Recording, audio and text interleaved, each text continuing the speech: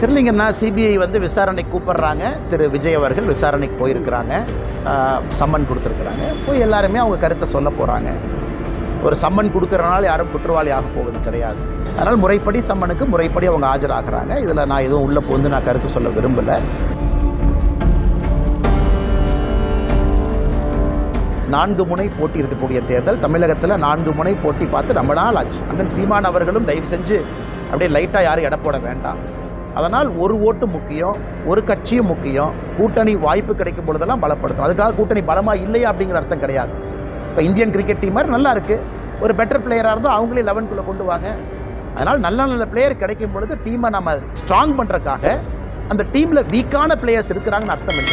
யாரெல்லாம் வலிமையாக இருக்கிறாங்களோ எல்லாத்தையும் சேர்த்துக்கிட்டு முன்னாடி கொண்டு போகும் அப்படிங்கிறது தான் என்னுடைய கருத்து. அண்ணன் 11 பிளேயரு, அதுக்கு மேலே ஃபீல்டிங் கோச்சு, பேட்டிங் கோச்சு, நிறையா கோச் இருக்கிறாங்க. அந்த கோச்செல்லாம் சேர்ந்து தீர்மானிக்கணும். அப்புறம் ஸ்பெக்டேட்டர் இருக்கிறாங்க, ஸ்பெக்டேட்டருக்கு அது பிடிக்கணும்.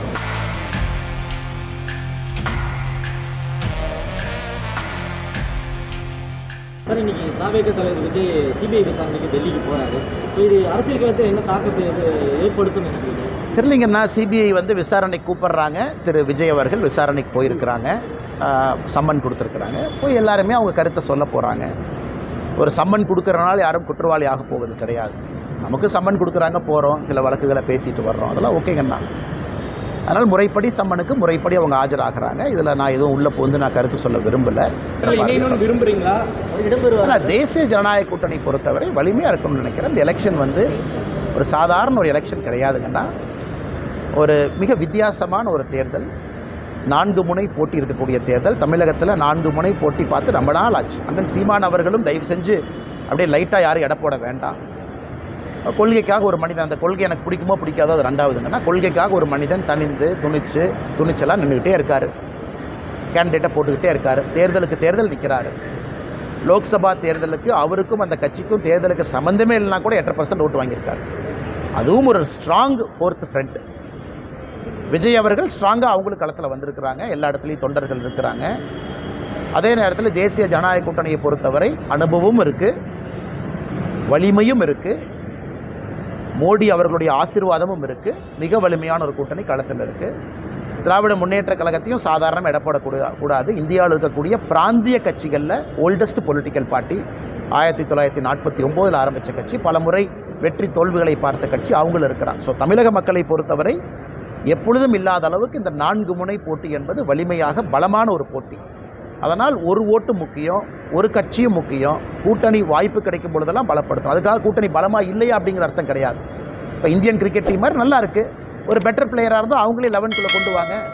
இல்லை கோலி மட்டும் இருக்கார், ஜெயிச்சிடலாமா? சூப்பர், கோலி மட்டும் அடித்து ஜெயிப்பார். இருந்தாலும் நேற்று கோலி அவுட் ஆனதுக்கப்புறம் 4, 5, 6, 3 விக்கெட் படப்படன்னு போச்சலங்க நான் நேற்று.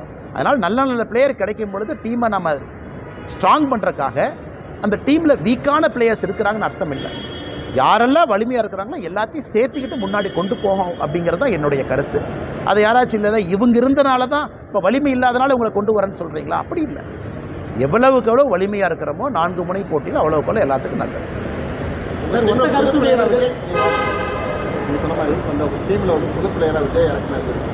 அண்ணன் 11 பிளேயரு, அதுக்கு மேலே ஃபீல்டிங் கோச்சு, பேட்டிங் கோச்சு, நிறையா கோச் இருக்கிறாங்க.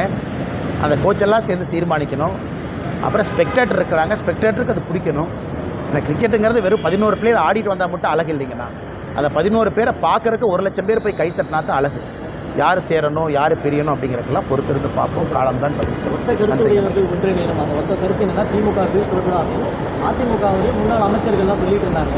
விஜயுடைய ஒத்த கருத்தும் அதுதான், திமுக வீழ்த்தணும்னு சொல்றாரு. அதிகப்படியான விமர்சனம். நேரம் இருக்குது, காலம் இருக்குங்கன்னா திமுகவை வீழ்த்துவது நோக்கமா? ஒத்த கருத்து எல்லாமே இணையணும்.